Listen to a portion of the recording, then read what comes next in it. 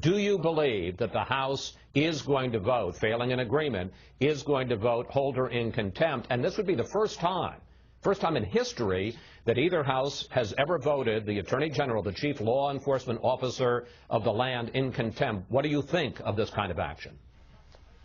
First of all, I think it's extremely unfortunate, and I absolutely don't think that we needed to be at this place. You know, over a year ago, Chairman Issa accused Holder of authorizing these tactics, and nothing could be further from the truth from the evidence that we've already gotten. There's no evidence that he knew about it, no evidence that he authorized or condoned it. And you know, I'm really kind of saddened that at this point in the history of the Congress that we would be finding this Attorney General in contempt. And you know, Chris, I think that, and I'm calling on Speaker Boehner to come forth and show the strong leadership that I know he will, and sit down with the Attorney General to resolve this matter. The Attorney General has made it clear that he is willing to work with this Congress.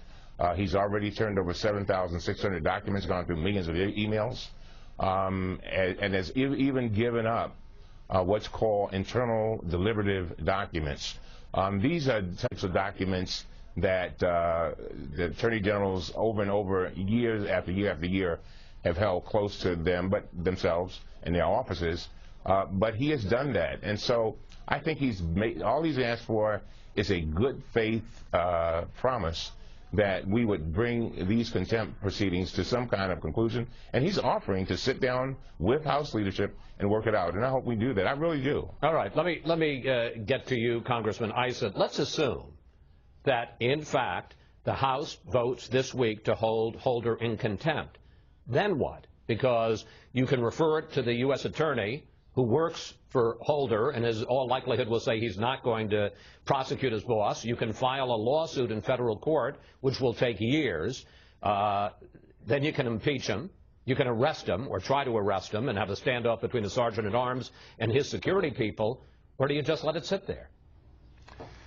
Chris, I'm going to continue my investigation. I left a message with Brian Terry's mother, Josie, last night.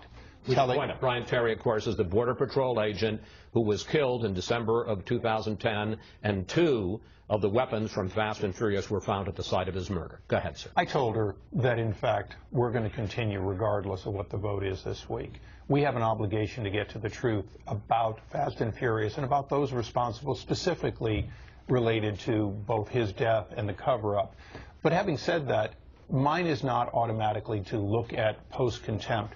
Mine is to continue investigating and doing my job, along with Mr. Cummings, of a host of other abuses and failures, GSA and other scandals, because we need to get corrective action. I would take exception with my colleague in that I did not say that Eric Holder always knew.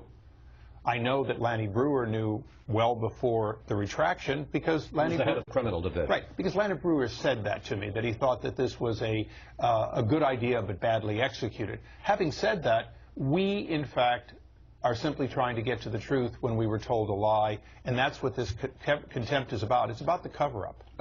Okay, and we're going to get back to that in a moment. Congressman Cummings, if I may, and you can answer, you can respond to him as well, sure, if you want it in your answer. I plan to. Okay, good. Fast and Furious, yeah, as Congressman Issa points out, is not just another Washington scandal. Someone was killed here, Brian Terry, a Border Patrol agent with some of the guns used here, and this week, here is what Terry's parents had to say. There's something that they don't want us to know, and there's something to hide.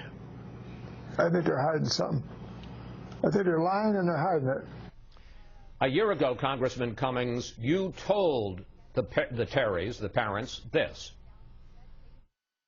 We will not rest until every single person responsible for all of this, no matter where they are brought to justice.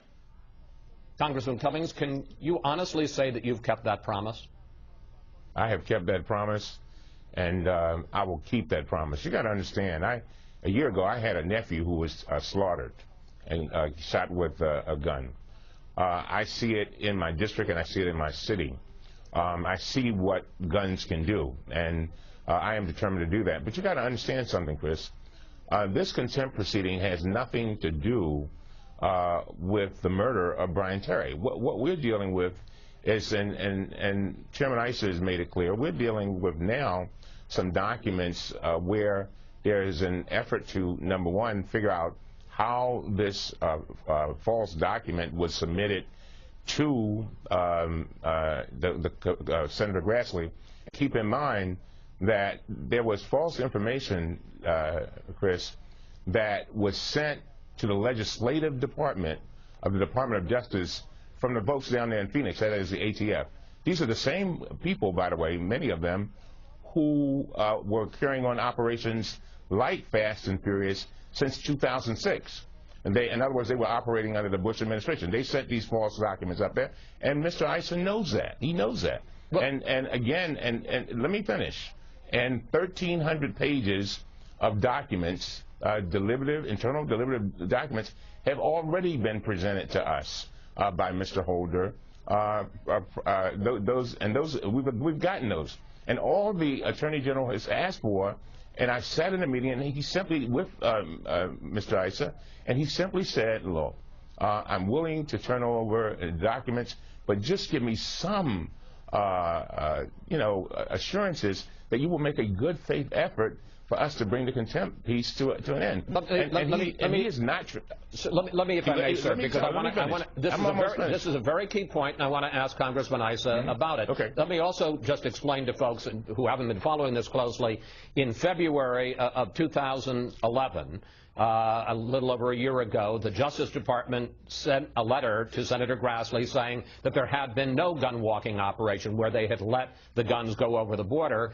In December of 2011, they had to send another letter to Congress saying that wasn't true, retracting the letter. So that's why February 2011 is such a big date. Congressman Issa, you talk about finding the truth about Brian Terry, but you have refused to hold a public hearing with the people at Phoenix ATF who actually ran the operation. You've refused to hold a public hearing with the former head of ATF, Ken Melson, this person whose email you're so interested in. You've refused to hold a public hearing with him, and he has testified that he never told the higher-ups at Justice Department about Fast and Furious. No, Chris. He's testified that he did tell them. No, he says, well, we'll get to that in a second. And you also, in the case of these letters, you're seeking documents after February of last year, which may be politically embarrassing, may show that they were scrambling to come up with an explanation for their false denial.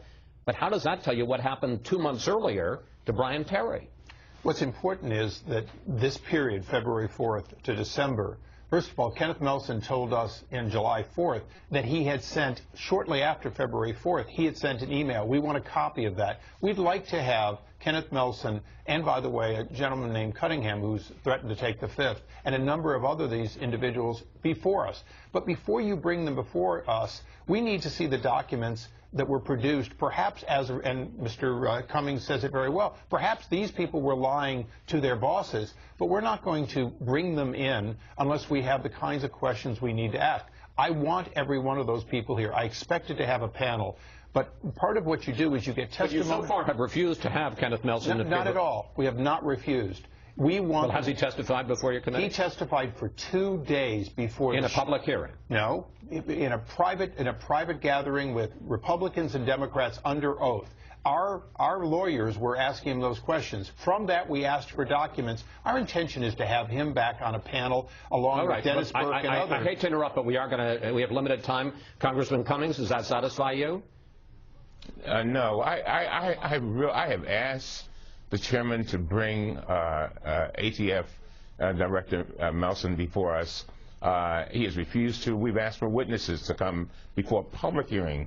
He's refused to do that. All I'm saying is the chairman in me has a willing partner. If we are really going to be about the business of keeping our promise to the Terry family, I want to do that. That is so very, very important. But I can tell you that, again, and I think, and I've said it before, Chris, I think with regard to getting these documents,